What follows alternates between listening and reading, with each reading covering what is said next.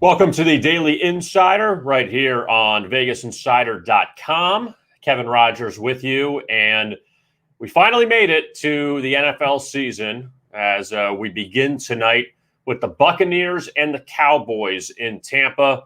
The last time we had an NFL game, it was in Tampa, and the Buccaneers played in it. It was the Super Bowl, and Tom Brady rolled past Patrick Mahomes. Tampa Bay won 31-9, and the Buccaneers won their second ever Super Bowl title. And now we'll see if Brady and the Bucs can defend it against the Cowboys tonight. We have plenty of talk about that game, as well as some of the top college games of the weekend. And NFL Week 1, Sunday got a full card. We've been looking at this for a very long time, and we'll be able to break down some of the games. We have done that so far, but at least get a really good breakdown from Vince Akins, who joins us now. And Vince was on the show last week. He has a lot of great trends that he provides, and just wanted to bring Vince on to look at all of that. And Vince, good to talk to you, and let's get it going. We have Cowboys Bucs as the opener tonight, and look, Tampa Bay has been bet up to 8. That totals at 52. Go ahead, unload the barrel. Tell us what you've dug up on this Cowboys Bucs matchup. Absolutely. Well, it's great to join you today. And there's probably no more exciting day on the calendar than opening. I like to say no one's lost a regular season NFL bet yet, so it's a good time. Well, we look ahead to Dallas Tampa Bay tonight, and the first stat I'm going to pull up: Super Bowl winners are 12-1 straight up and 10-2-1 against the spread, hosting that Thursday night season opener. That goes back to 2005. It was a few years the Bears recently hosted that weren't Super Bowl champions. But honestly, I think that's one that has some public traction these days, and actually might be part of the line movement that you just talked about there with Tampa. Sometimes when we look at trends and systems, there's some things that are pretty public, and sometimes you will see line movements based on those, and we'll have one of those when we talk about college in a little bit as well. So some other things. One thing that's interesting to look at is how teams perform in high total games. This one, I think you have the totals 51.5, 52 in this game. We look back at 2020, Dallas 0-5 against the spread in games with totals of more than 51. Those all came in the first half of the season while Dak Prescott was still the quarterback for the Cowboys. Tampa Bay, meanwhile, 8-0 against the spread in 2020 with games having a total over 51. So you look at that total tonight, that's an interesting dichotomy between these two teams and how they performed last year in high total games that were expected to be a bit more shootouts. We stick with the spread there. Dallas in higher total games, we set to 48 here. It's November 2019, 10-2 over under in games with a total of at least 48. And the interesting note there is those have an average over-under margin of 10.2 points per game. So those aren't those 10 overs there aren't just sneaking over for the most part. They've really got into some high point shootouts. You remember some of their early season games last year. A few of those against the spread losses were in some real shootout games. So there's certainly that potential for the Cowboys tonight. And the final stat I pulled for you here. This is a Tom Brady straight up stat. Since the middle of the 2018 season, Tom Brady has gone 25-0 straight up as a favorite of more than 5 points when not facing the Dolphins. There was a couple of upsets the Patriots suffered against the Dolphins in there. We know historically the Dolphins have been a team that has upset Patriots several times along the way. But other than that, Tom Brady really been upset proof as a big favorite the last 2.5 plus years now. So something to consider tonight as you look at potential teasers, parlays that include the Bucs to start off your NFL season. Now, Vince, how hard is it to evaluate the Dallas Cowboys from last year when Dak Prescott played those first 5 games and then he gets hurt? You go with Randy Dalton, Ben DiNucci, and the Cowboys have no shot without Dak. I think that was pretty evident last year. But I guess you just build off those 5-6 games Dak played and throw the rest out, or how do you evaluate that when a quarterback is lost for most of the season? Sure. And it's a little there's a little bit of both to that, and that's why sometimes it's a art and not an exact science. But yeah, I would definitely put more weight on that first half of the season when you saw what the Cowboys looked like with Dak Prescott and the same really offensive weapons as they have here in 2021. Now let's take a look, Vince, at some college football for this weekend. And we've isolated 3 matchups, Oregon and Ohio State. And I know that you live in Buckeye country, or at least close to it. And Ohio State, they pulled away from Minnesota on Thursday night last week to open the season. C.J. Stroud, now the guy to lead the Buckeyes offense, and Ohio State, we see how talented they are. Now they're a 14.5-point favorite against Oregon. And Oregon, who slipped by Fresno State last week, it's a lot of points for the Ducks, but some of the things you've dug up have said that Oregon is not exactly the right play, even with this amount of points. Sure. Yeah, while C.J. Stroud, I would call that a so-so week 1 performance. Ohio State still put up 45 points against a solid Minnesota squad. So the real concern probably there was on the defensive side, giving up those 31 points. But here, Ohio State, 6-0 against the spread since November 2017, if they allowed at least 28 points last game, but didn't lose by 28 plus. So they've done a pretty nice job bouncing back from poor defensive performances. The 31 points allowed in Minnesota is not exactly what they're looking for in this game too. And, there's a pretty good team total there on Oregon as well. Not quite to that 28-point margin. But speaking of Oregon, the last time they've been a dog of 7+ points, it happened 3 times in 2017. In those games, Oregon lost by 42, 17, and 35 points. So when they have been a big dog, a team like Oregon with their track record, ranked in the top 12 currently, not going to see the kind of 14.5-point line that have this week very often. But when they have recently, those games, that's been warranted. Then the final thing I pulled up for this game, and this is more of a falls into the interesting fact category, but something to consider. The last decade, Oregon's played a top 5 ranked opponent 6 times.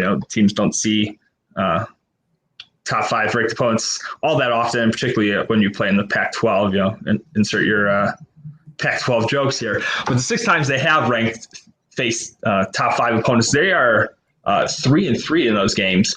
The interesting part is that 5 of those 6 sided by 22 points or more. That goes in both directions. And against the spread, 5 of those 6 games had against the spread margins of at least 26 points.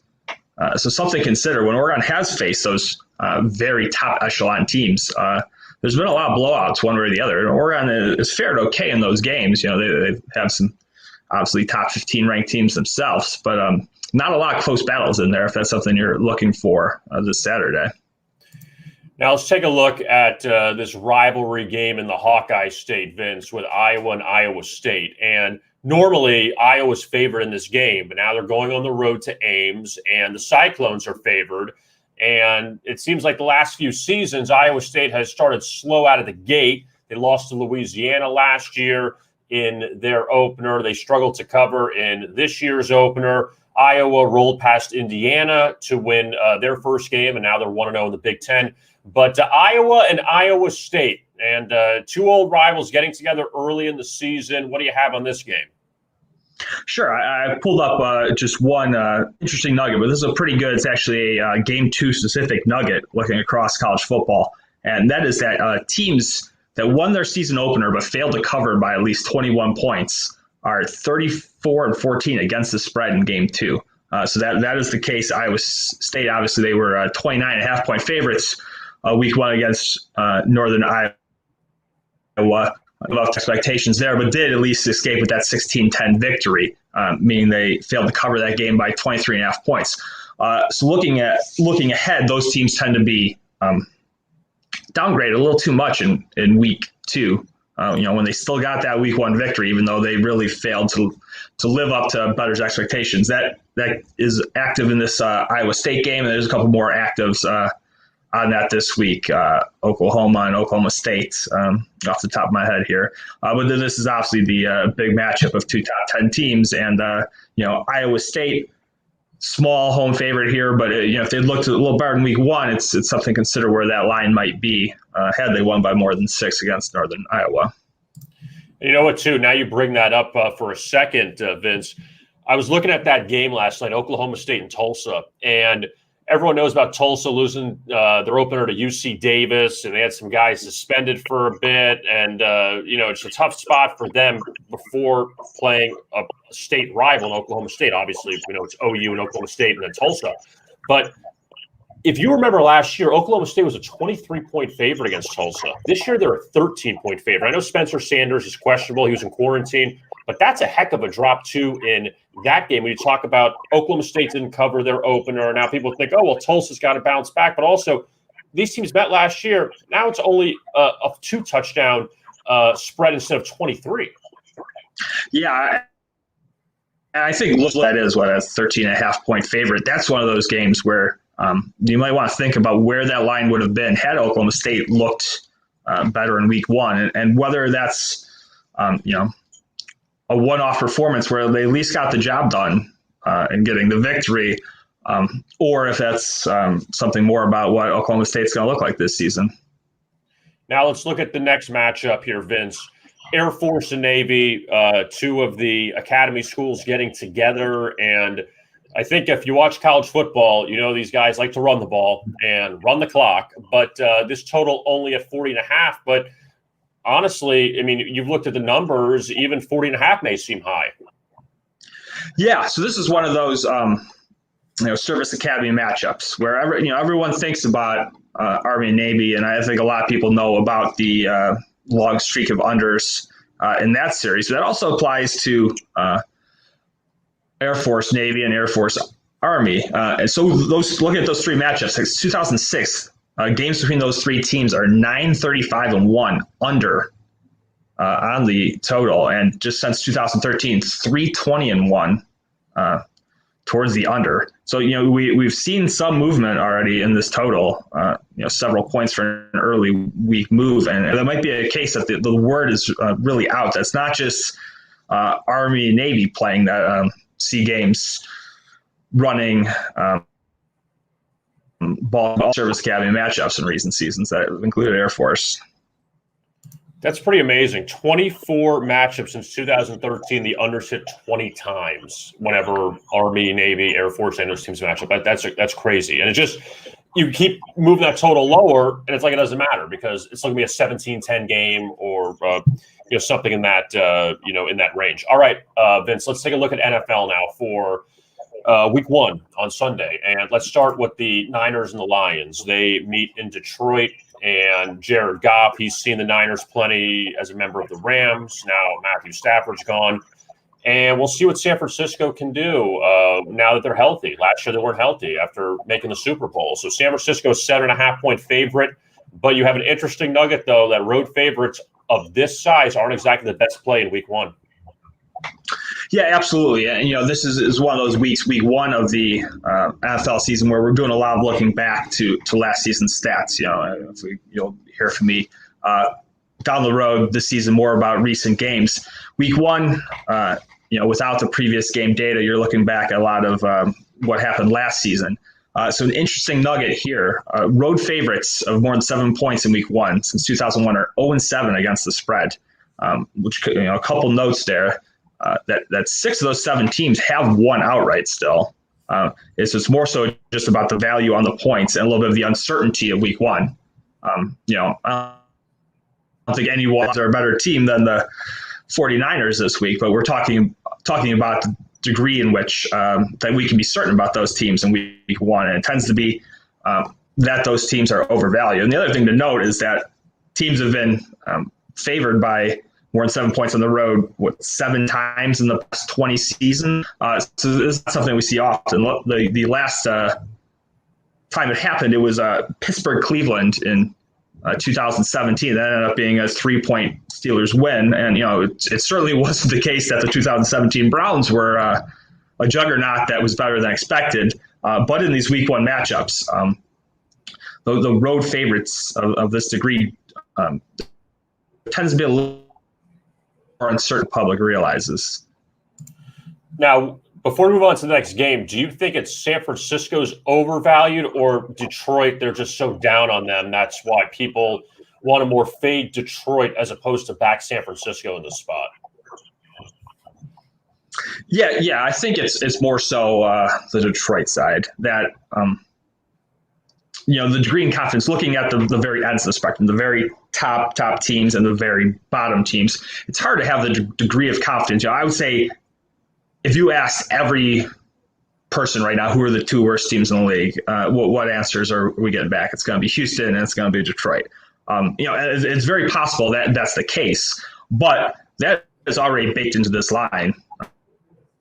That the teams in the league, then there's really nowhere to go down from there. But week one, there's more uncertainty. There is more of a possibility that the Lions, while not a good team, we're not talking about an above 500 team here, I don't think, on the season. There is that possibility that they are better than one of the worst two teams in the league, and that's not really baked into the price of this line, being more than a touchdown dog at home. Now, the next game we're going to look at, Vince, the Steelers and the Bills up in Buffalo. And these teams have met the last 2 years. Buffalo has beaten Pittsburgh the last 2 seasons. And now Buffalo is laying nearly a touchdown in this spot. The Bills were a win away from the Super Bowl last year. And we all know what happened with Pittsburgh, had that hot start, and then weren't great down the stretch. Cleveland blasted them the wild card round. But do you see any value in the Steelers here as a dog, or can Buffalo roll them?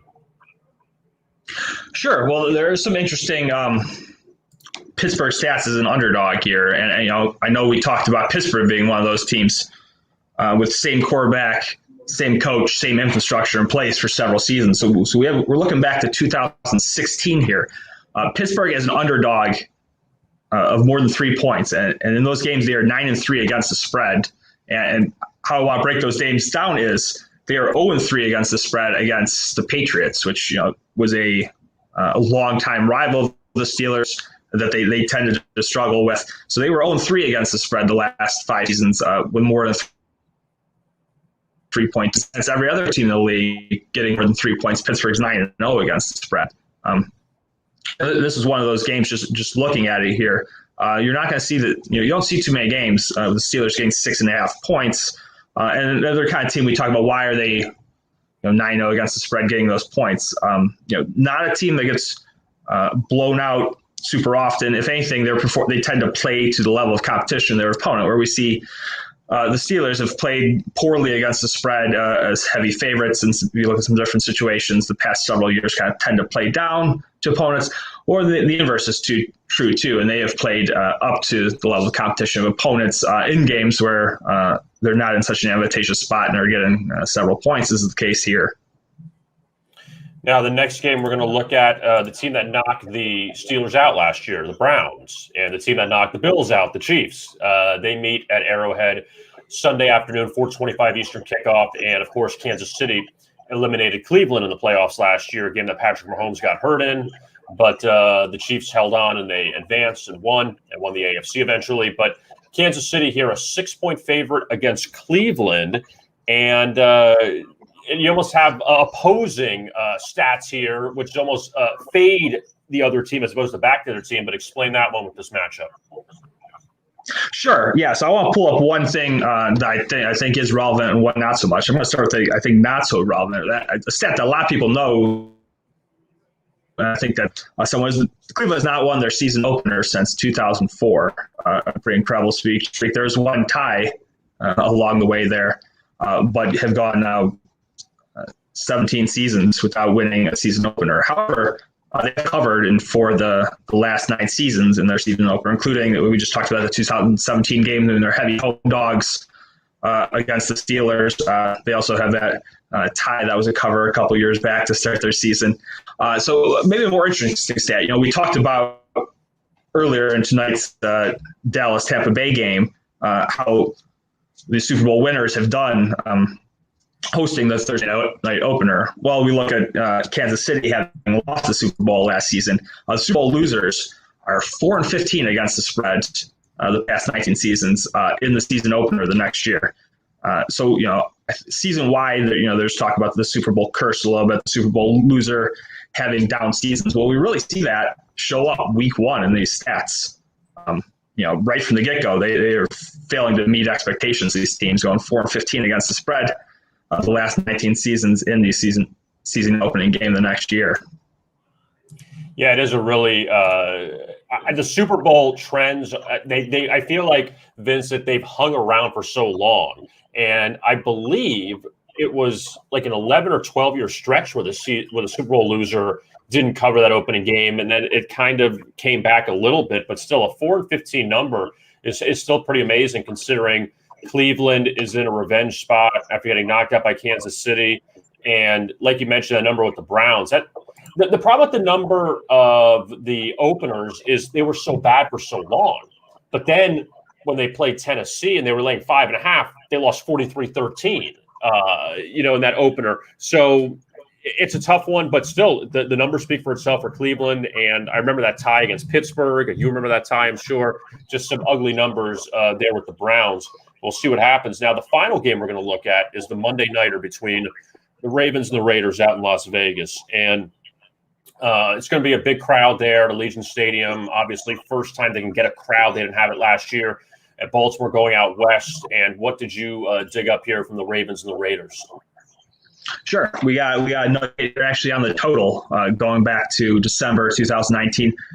Raiders are 7-0 over under as home underdogs in that stretch. And I think we got a coach quarterback combination still there from the past couple of seasons. It's one of those things where we see Derek Carr play a lot more aggressive in these spots, comfortable at home, and then in a game where they are getting points, they know they need to be a little more aggressive and sometimes conservative. Carr is playing more aggressive, looking back at some of the game logs over that time. And yeah, this is really going to be an interesting matchup to close out week one, and people will see that total, and you wonder if people are going to jump on the over or just, what, they're going to try to control Lamar Jackson and hope that he keeps it on the ground. And it should be a pretty interesting week one close on Monday night. You can check out Vince Akins' work at VegasInsider.com. And also, Vince, at least for right now, congratulations, because you are the leader in college football. So before we let you go, your thoughts on what you had last week with your picks, because you did a pretty good job. You're number one right now. Sure. Yeah. I joked about not having lost an NFL bet yet this season. That holds true for college for myself right now. It's 6-0 week one. And, I think it's the important, I talked about some of these NFL week one stats, and, I have tons of others that we're looking at, systems that will be in our selections this week. That showed the value of having those NCAA week one stats when there's not a lot of data to look at in the current season in those week one games, utilizing some of the side and total systems that are week one specific in the NCAA certainly showed its value last week, and we're ready this week with looking at some previous game data as well as some game two specific items. So check out Vince Akins' picks for, he's doing everything. It's college football, it's NFL, it's baseball. So it's not just limited to college, but he's number one in college right now. So jump on it when he's red hot, and he'll have a bunch of games for NFL coming up this weekend. And of course, Major League Baseball throughout September and then through October through the playoffs. Agains, we appreciate the time. You can check him out on Twitter at SB Breakers. And a lot of good work from Vince. We'll talk to him again next week. Vince, thanks so much. We'll talk to you again soon. Absolutely. Appreciate talking to you. Good luck to everyone week one. All right. Should be a pretty fun week in week one of the NFL. And I'm still looking at the games I want to take. And I had one game I'm going back and forth on. I think we'll talk about it tomorrow probably. But I think I'm decided on the side that I want in the game. And a couple others I like. I like a few underdogs on Sunday in week one. Try to go against the public a little bit in some of these games that the public are jumping on a lot of favorites. That's not anything new, but some of them where you say, wait a minute, I don't think I trust this team to lay even a few amount of points. So we'll talk about that coming up tomorrow on the Daily Insider. Let's take a quick look at Major League Baseball. Only 8 games today on a travel day. And let's begin with the Dodgers and the Cardinals. St. Louis finally won last night over LA. And Adam Wainwright came within 2 outs of a complete game. He's been fantastic. And the good news is that, he was cleaning up against the Pirates for a little bit. Just that's who he happened to face 3 times in a short span. But the 40-year-old righty beat the Dodgers again, and that ended St. Louis's 4-game losing streak.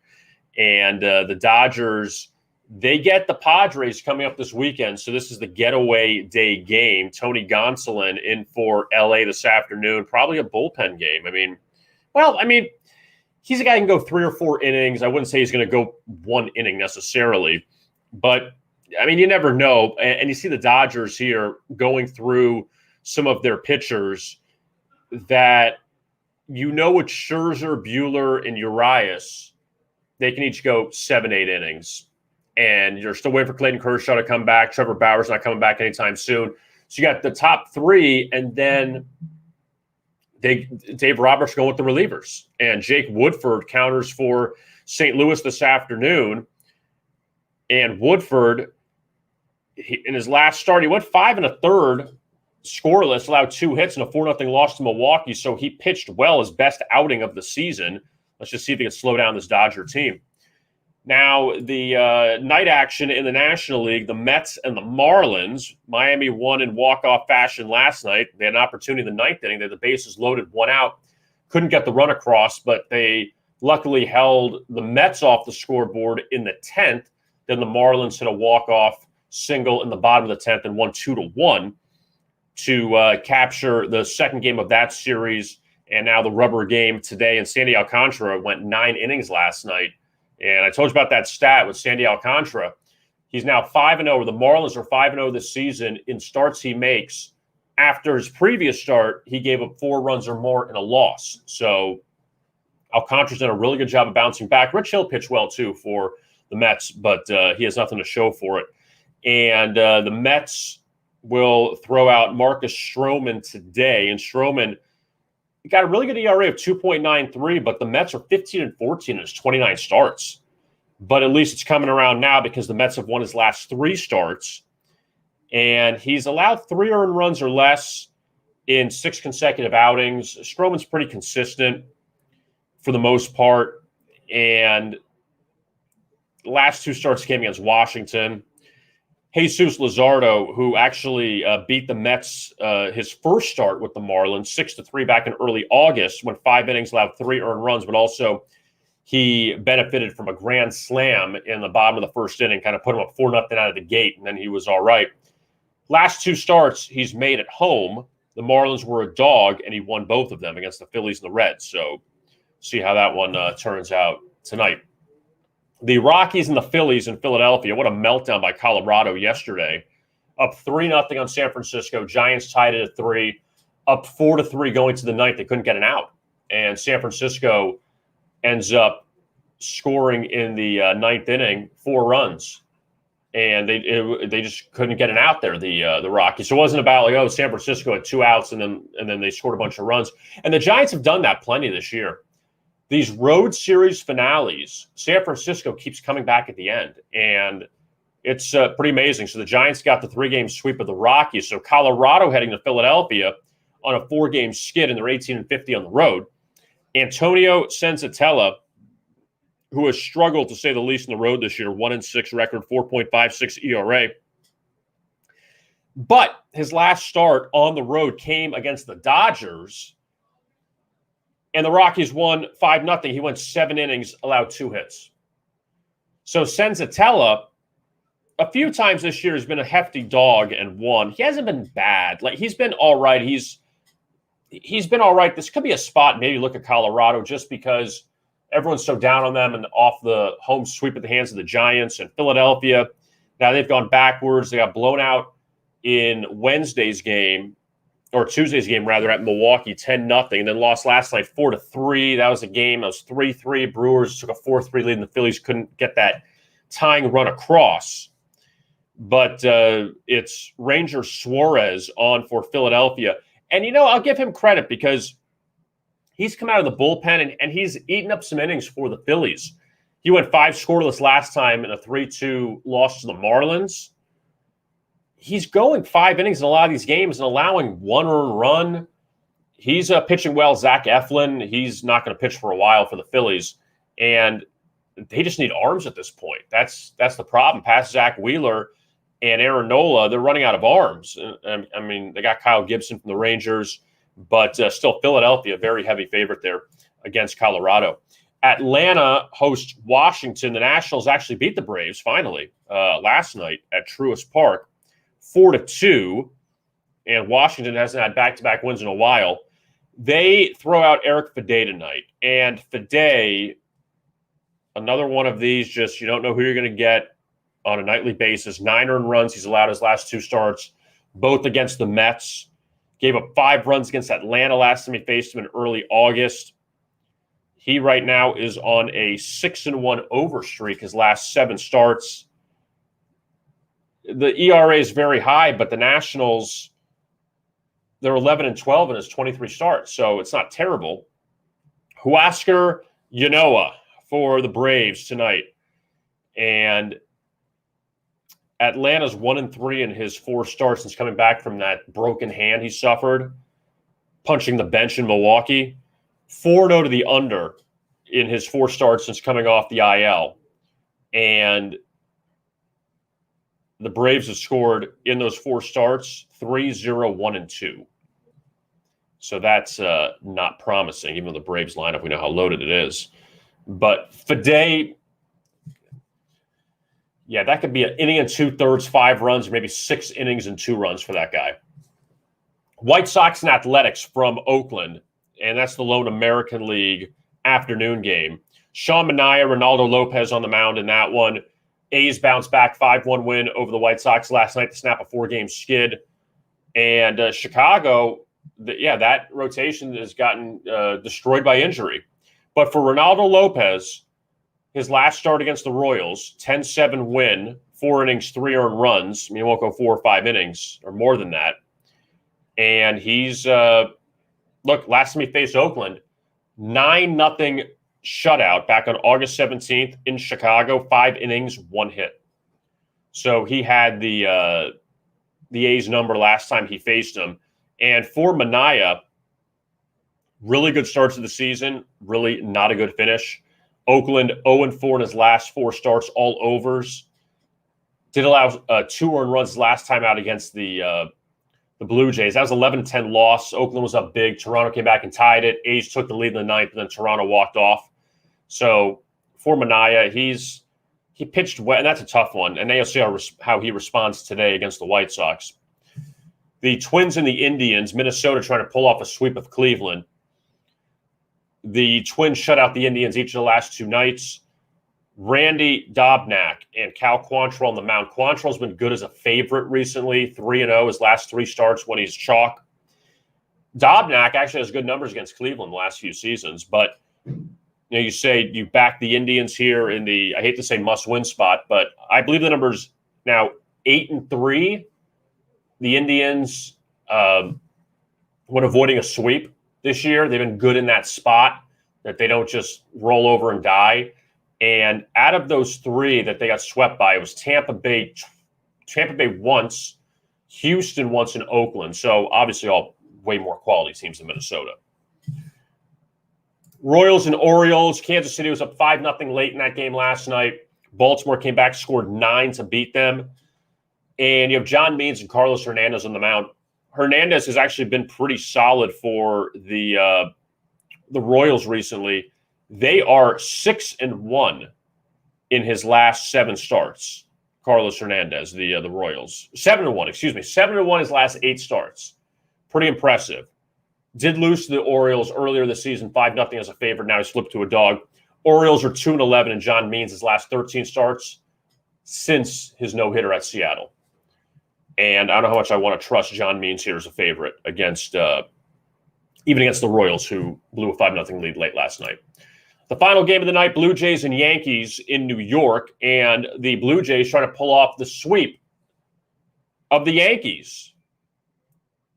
They've won the first 3 of this series, allowed 4 runs, and Toronto has won 7 straight, 9 of 10. the Yankees have lost 9 of 11. But it is Nestor Cortez Jr. who has pitched well at home for the Yankees. Jose Barrios, who is coming off a few wins for Toronto, has not been an underdog since getting traded to the Blue Jays. He was 0-2 in his last 2 starts as a dog with the Twins. And he's facing the Yankees for the first time this season.